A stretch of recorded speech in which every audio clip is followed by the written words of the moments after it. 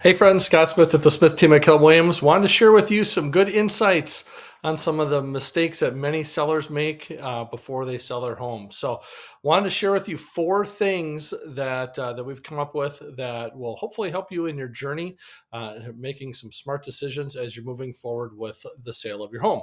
The first thing, and this is probably the most common, the easiest layup answer, is overpricing your property.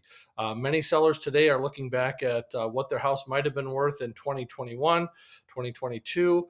We are in a different market now. And so, looking at the most recent sales, we're kind of looking at it as a past, present, and future view of how the market is going. So, looking backwards, obviously, you get some of the best comparables, but where we are today, and then also looking ahead, whether it be seasonality, where the market trends are pointing, if it's a market that is accelerating or decelerating, or if you're looking at making a move maybe 6 or 8 months out, it certainly makes a difference where the market is today and how you can position yourself for the best results down the road. So, overpricing your home, making sure that you have a really good understanding where the market is in today's conditions, or when you're getting ready to go on the market, you can certainly adjust going into that sale.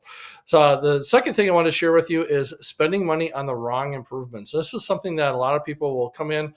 Maybe you are a seller. Most sellers are thinking about moving 6 to 8 months even out from, let's say, if it was today, and they want to make some of those smart improvements. So they're calling in a real estate agent that has the expertise, and they're watching the HGTV shows, and what do they need to do to get their home ready for sale. And unfortunately, some of those people have already made some of those decisions. We've upgraded all the appliances. We've done a lot of the improvements. We've changed this. We've changed that. And unfortunately, they're not going to get that immediate return. And there might be long-term improvements for the property, but they're not going to get that immediate return.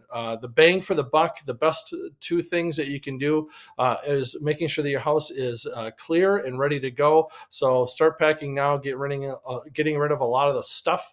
If you go into a model home, you're not going to see closets full of stuff. They're going to be gently presented to the marketplace. I heard that phrase the other day, and it's gently presented to the marketplace where it's not overcrowded. You want to show the space, and then also making sure that it is clean. Clean will outsell having all those upgrades all day long. So those are the first two priorities. If you've got some deferred maintenance, those things certainly make a difference as well.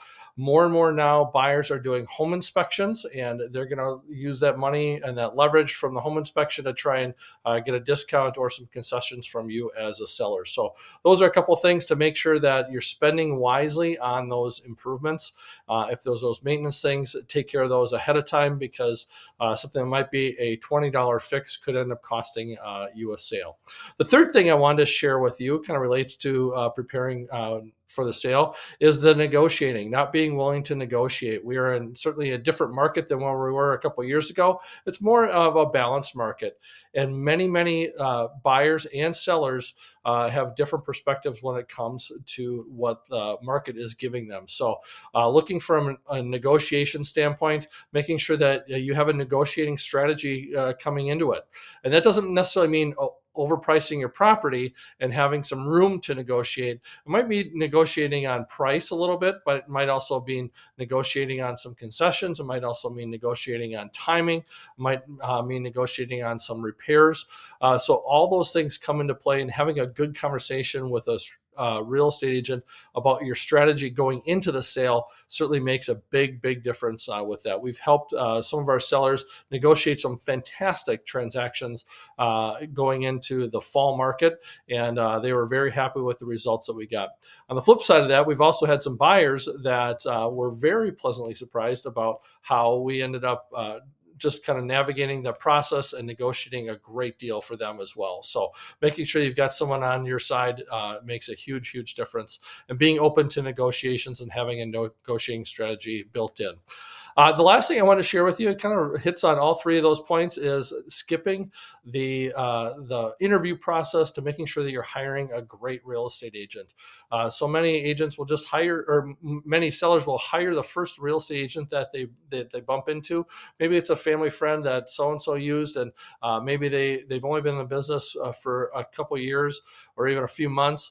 and they just have never been through a difficult, challenging real estate market. And with that, we've got over 2,000 sales under our belts and have been through multiple different markets, up, down, sideways, and we know how to navigate the process. So making sure that you're getting good insights from an experienced professional when it comes to handling probably some of the most expensive transaction that you've ever had, and making sure that you're maximizing your equity and protecting yourself as you make a move. So certainly reach out to us, 651-777-3434. You can connect with us online, send us a direct message, find us on our website.